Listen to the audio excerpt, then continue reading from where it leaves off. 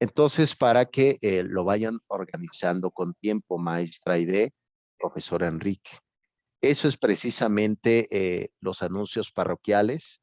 A partir ya del 1 de abril, el 1 de abril todavía tenemos la asesoría de 2 horas. Ya pasando esa fecha, ya serán una sola hora. Ustedes vayan trabajando al menos 2 actividades cada semana.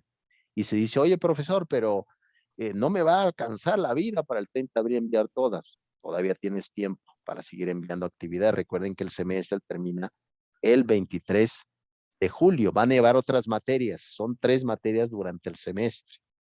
Esos son los anuncios parroquiales. Ilustres profesores, ¿tienen algún comentario que hacer?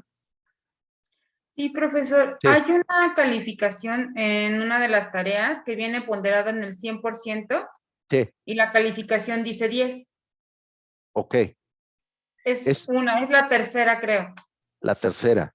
Ujú. Ok, yo creo que a lo mejor fue una ecuación ahí, se debe de organizar además, lo voy a revisar, maestra Aide. Por ahí viene ya la evaluación también de una semana, no sé si ya lo realizaste, maestra Aide. Sí, ya vi la evaluación. No pude accesar porque nada más es un intento para poder hacer el examen, pero sí Sí. ya viene la evaluación. Ujú. Ok, de todos modos, vayan organizándolo. Recuerden que las sesiones también, las asesorías tienen un valor también. Recuerden que un docente, como les había comentado, utilizamos un poco el currículo oculto. Tiene un valor esta parte, entonces ustedes vayan trabajando y estoy seguro que la materia dará sobre todo ideas claras para su formación, la parte del doctorado en educación. Sí, claro que sí, profesor. Muy bien, excelente. Entonces, ahí está ya el anuncio parroquial. Bien, pues sin más preámbulos, vamos, vamos a entrar en materia. Por ahí la lectura venía Martin Heidegger, filósofo alemán. Vamos a revisar ahora Martin Heidegger, creo que por ahí lo leíste, maestra Aide también, de Heidegger. Un poco Federico Nietzsche. Federico Nietzsche fue profesor en Basilea, eh, se volvió loco, tiene pensamientos muy extraños. Sobre todo leer a Nietzsche en tiempos de pandemia es peligroso, ¿no? Entonces, pero vamos a extraer de Nietzsche ideas epistemológicas, en efecto, enfocado en el ámbito de la educación y sobre todo qué buscamos con el propio aprendizaje. Bien, voy a compartir la pantalla, profesores. Muy bien. Perfecto. Por cierto, profesores, les voy a presumir, compré una computadora nueva. ¿Se acuerdan que tenía dificultades con mi computadora anterior? Hablando desde mi fe, que no sé el punto de vista de ustedes en su cuestión de fe, no lo sé, no quiero caer en herejía, ¿no? Pero hablando desde mi fe, pues gracias a Dios compré una computadora y aquí está. Nada más la utilizo para mis clases y mi otra computadora la utilizo para calificar, enviar tareas, sin fin de cosas. Entonces, estoy estrenando. No se había dado la oportunidad, pero aquí estoy. Pues debe el remojo. Hace falta, en efecto, sí, hace falta los tacos al pastor, apreciable maestro. Sí, claro, mínimo. Muy bien, ilustres maestros, empezamos ya esta tertulia. Antes de empezar ya con retomar lo que fue la semana anterior, recuerden que les platiqué de Boecio, un educador, filósofo del siglo V de nuestra era. Fue hecho prisionero. Recuerden que hay muchos libros que surgieron de circunstancias extraordinarias. Por ejemplo, hay un libro que ahorita les voy a platicar, que vamos a ver el concepto de la educación, pero desde el punto de vista epistemológico, llamado el libro El ser y el tiempo, que por ahí ya lo leyeron, en una de esas muchas lecturas de una de las actividades que se llamó, el autor se llamó Martin Heidegger. De hecho, ese libro fue dedicado a una novia que tuvo, a un amante, ¿no? Recuerden que hay ciertos aspectos novelescos en las ideas del propio pensamiento, de la propia filosofía. Y vamos a terminar hoy con el propio Mateo Lindman, que se llama La filosofía en el aula. Hay otro libro de un profesor llamado José Escurdia. Ese libro yo lo revisé completamente, es un profesor de la UNAM, El libro se llama La filosofía frente al espejo y se habla precisamente de la gran capacidad que tienen los jóvenes, los niños para preguntar, para indagar. Eso es importante no perderlo de vista. Ahorita les voy a hablar un poco del paradigma histórico de la visión del niño. Para eso voy a citar un libro que se llama Historia de la Infancia, del propio Buenaventura Delgado. Es un educador español. El libro se llama Historia de la Infancia, editorial Ariel. Un libro rico, sabroso y sobre todo da coraje, ¿no? Es como Cumbres Borrascosas, ¿no? Así precisamente da un coraje ese libro porque te das cuenta cómo sacrificaban a los niños, ¿no? En favor de las deidades, en Egipto, hasta la mamá daba cierta alegría que un cocodrilo devoraba a su hijo, ¿no? Por accidente, porque asociaban el río Nilo con deidades, los cocodrilos, etcétera. Hay cierto totemismo ahí. Y curiosamente vamos a ver el mundo espartano, el mundo platónico, donde se pensaba hasta el siglo XVIII que los niños eran unos imbéciles, que los niños eran inservibles. Esa visión precisamente todavía sigue vigente aquí. ¿Por qué razón? Porque cuando uno ve al niño dice, el niño es un tonto, no es un tonto, el niño es muy listo. Y esa pista nos da la filosofía de la educación enfocada en los niños. Pues bien, o eso precisamente hablaba de la sustancia individual de naturaleza racional. ¿Qué es una persona? Decía Boesio. Es una sustancia individual. Esa sustancia individual no es igual a ti, no es igual a mí, es individual. Por tal motivo, el aula de clases se convierte en una diversidad de aprendizajes. Cada uno tiene métodos, comprensión, abordamientos, distintas formas como debe de aprender. Si pretende el docente que todos aprendan igual, el mismo método, fracasa el aula de clases. Al igual, uno se acuerda inclusive el método de la propia matemática, hablando la maestra Aide, que decía, bueno, es que tú eres un tonto, no aprende, espérame, el método que me estás enseñando no es adecuado para mi formación. Será posible que me enseñes distinto, pero sabemos, en efecto, que un docente tiene exceso curricular, exceso de trabajo técnico. 50, 60, 80 alumnos en el aula, imagínense nada más. Una retroalimentación te lleva 3, 4 horas y eso se convierte, en efecto, en una verdadera dificultad didáctica. Sustancia individual de naturaleza racional. Naturaleza racional. Y eso es precisamente lo que hacemos. El último libro que vamos a revisar ya en esta materia, ustedes que lo revisen, ya la última actividad se va a llamar El valor de educar de Fernando Sabater, de la editorial Ariel. Como ustedes saben, Fernando Sabater es un filósofo enfocado también en la educación. Y ahí se van a dar cuenta una palabra en antropología que se le llama neotenia, que significa nacimiento prematuro. Todos, cuando nacemos con muchas carencias. Vean un primate en el momento de nacer pasa 2, 3 horas y en un momento se incorpora a su madre, abraza a su madre, se suben al árbol para escapar de las fieras. Un niño no puede hacer eso. Por lo tanto, somos muy dependientes de la familia, de lo social.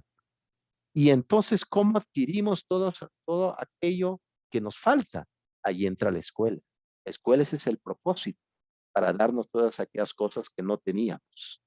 Por lo tanto, cuando vean el libro Jesús Palacios, La cuestión escolar, críticas y alternativas, va a venir más adelante, se darán cuenta cuál es el valor de la educación. Corrige defectos, siempre va a corregir defectos y proporciona virtudes. A veces es todo lo contrario, no salen de la escuela con más defectos, ¿no? Es difícil, sin duda alguna, maestro Enrique, vemos en esta controversia. ¿Qué aprendiste? No aprendí nada, aprendí vicios. ¿Dónde estás viendo, por Dios? ¿En qué escuela? ¿No? Eso es precisamente el debate. Precisamente el día de ayer estaba yo platicando con unos estudiantes pequeños. Tengo un grupo de estudiantes, bueno, 60 alumnos, chiquitos, muy chiquitos. Entonces les platicaba del mito de la caverna. ¿Se acuerdan que lo vimos aquí con el propio Ran Laha, este filósofo judío? Y les dije, bueno, nuestra caverna es la caverna somos a veces nosotros mismos, la forma como abordamos el mundo, ¿no? Entonces, la reflexión y ellos contestaban bien, ellos decían, no, tiene razón, profesor. Es decir, los jóvenes tienen sed de aprender. Entonces, por lo tanto, debemos de mostrar precisamente el vehículo necesario para que ellos aprendan. Nosotros ya somos grandes, somos andragógicos, maestro Enrique. Ya tenemos colmillo, como se dice en términos coloquiales, tenemos colmillo. Pues hay que ayudar precisamente a los jóvenes en ese punto. Muy bien. Eso es lo que habíamos visto, profesor, estoy haciendo como si fuera el otro día de los 15 años, un recalentado. Muy bien. Vamos a ver a un colega, John Carles, de la Universidad Complutense de Madrid, es doctor en filosofía, y precisamente una de esas lecturas que vamos a revisar viene precisamente el concepto de la posmodernidad. Por ahí no sé si ya lo viste, profesor Aide, este texto, el concepto de la educación y la posmodernidad. Recuerden que eh, por ahí existió un colega filósofo italiano llamado Giorgio Colli. Giorgio Colli hablaba sobre el concepto y el mito de la posmodernidad. ¿Por qué posmodernidad? Porque la modernidad fracasó. ¿Por qué fracasó?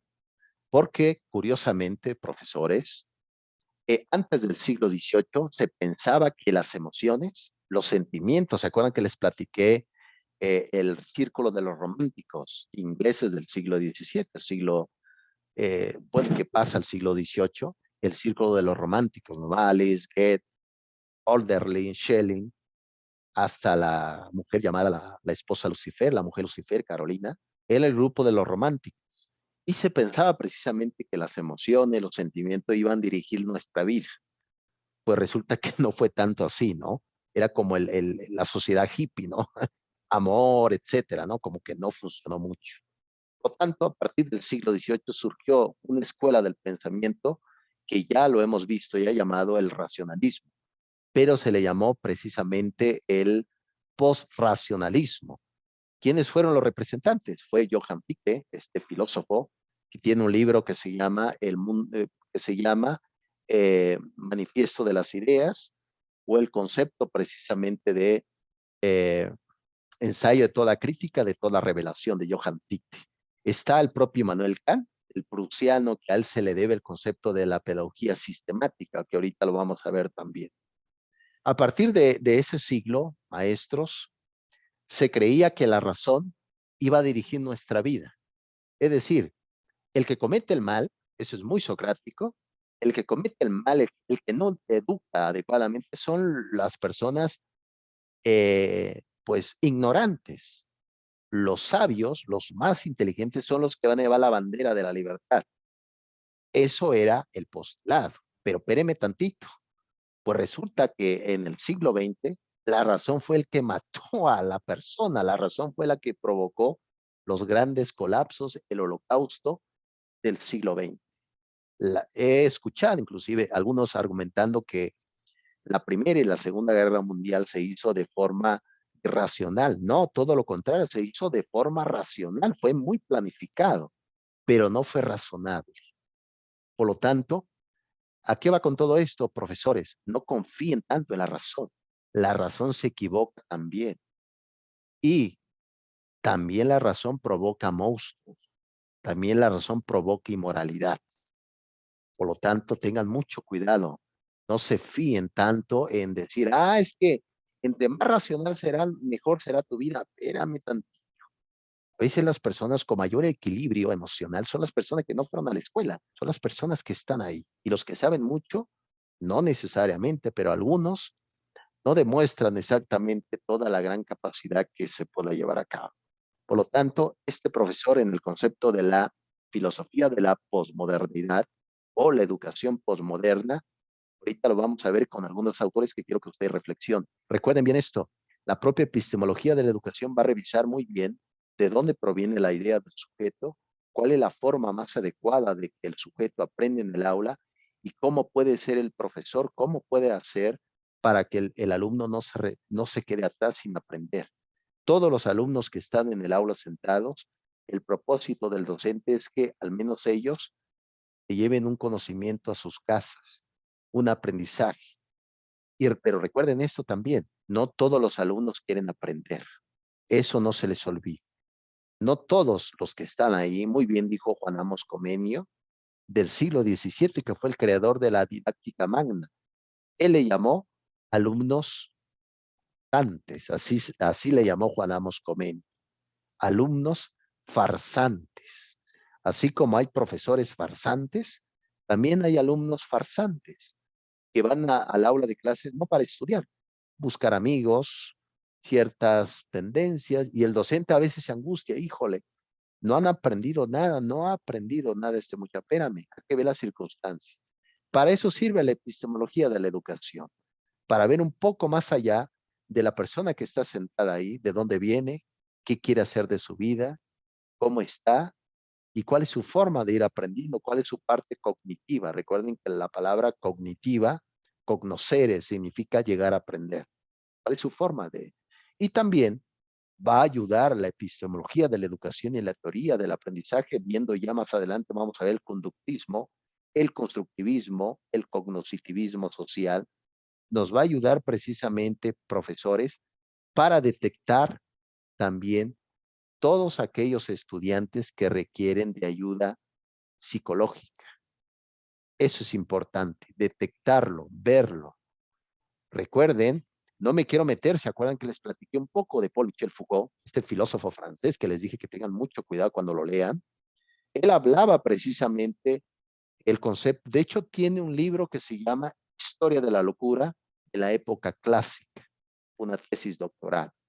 Él fue precisamente a las instituciones educativas o a, a centros pues de lugares así donde están las personas que tienen problemas severos mentales, y él se dio cuenta precisamente que a veces lo que no es correcto es que generemos ciertas etiquetas que no es adecuado para el estudiante. Por eso nuestra materia va a ayudar para que ustedes vean, digan, este joven necesita un acompañamiento psicológico, o también este joven no puede estar en esta institución educativa porque es peligroso para los demás. Por eso, a veces la institución educativa, profesores, están pues necesitados de prácticamente de alumnos nuevos, ¿no? De alumnos de nuevo ingreso. Y no hay precisamente una depuración psicológica si tiene el perfil o no. La materia va a ayudar a eso, para decir, yo me acuerdo del profesor. ¿Y cómo nos podemos dar cuenta? Recuerden que la normativa, hay normativas y códigos sociales.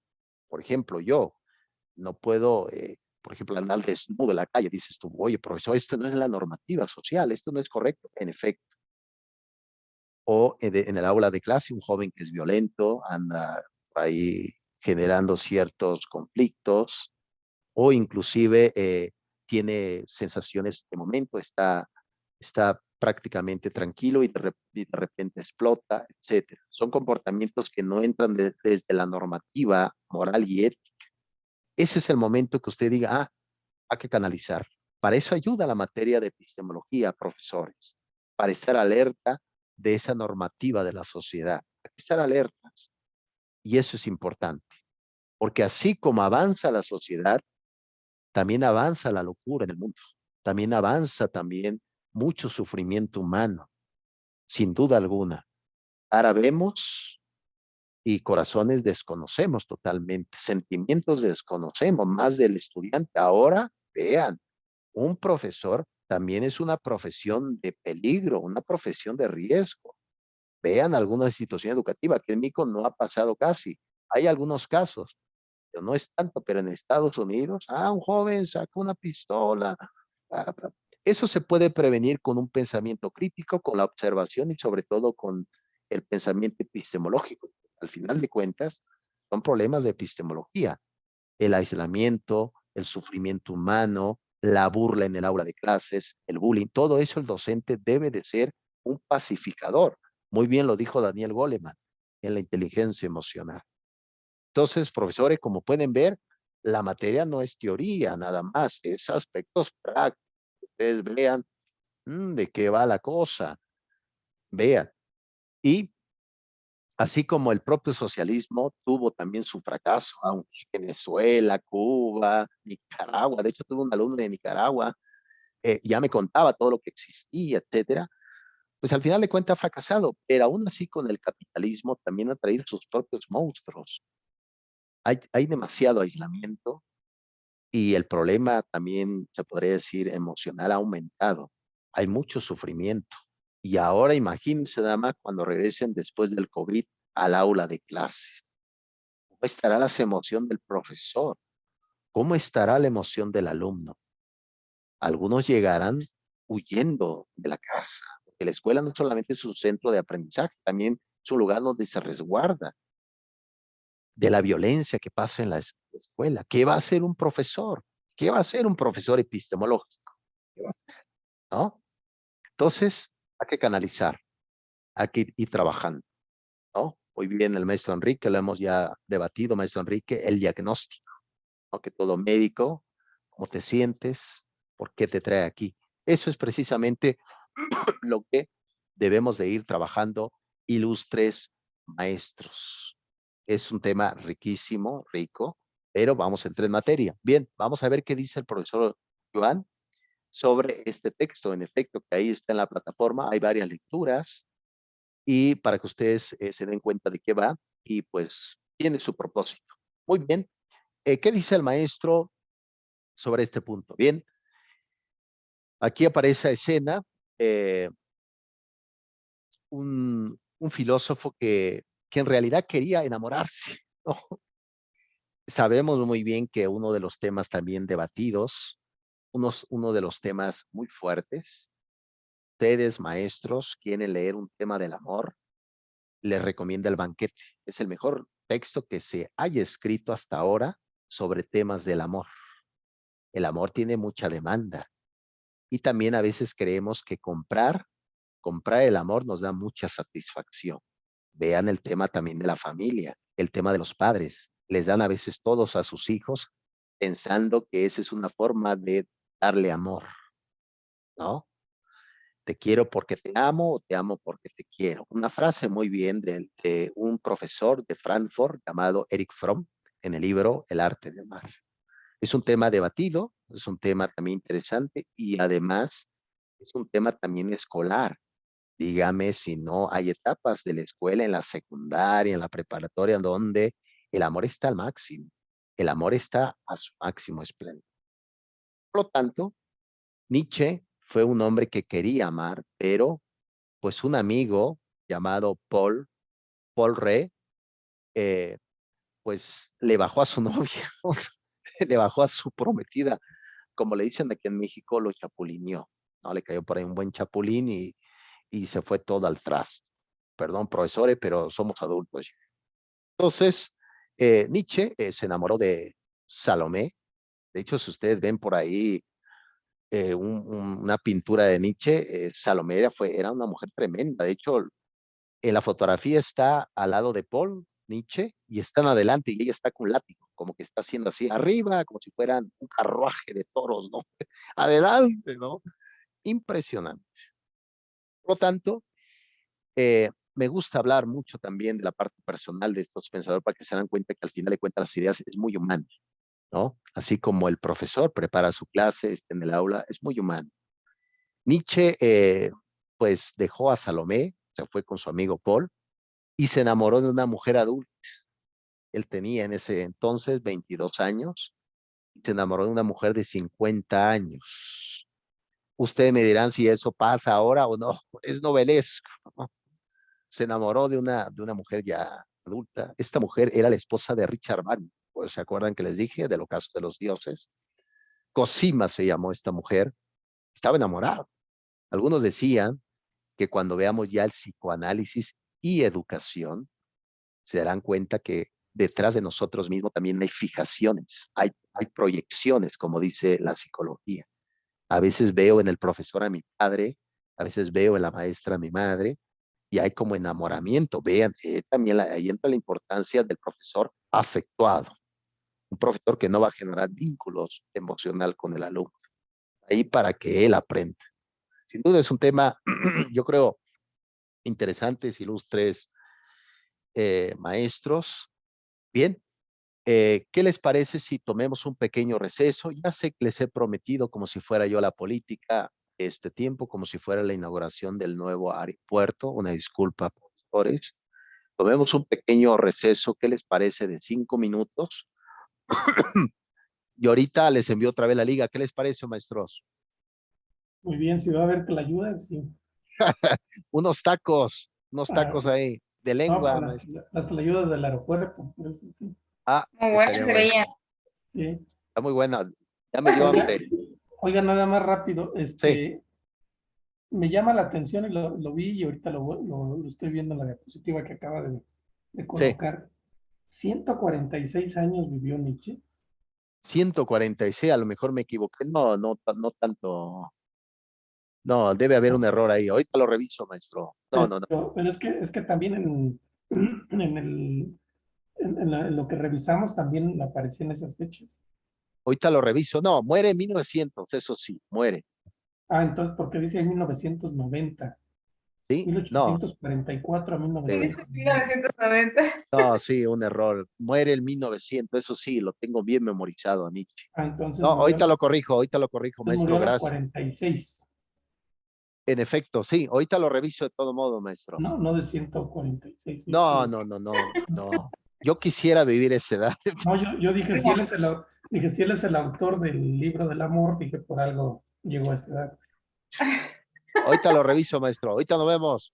Ok, claro que sí. Bye, bye.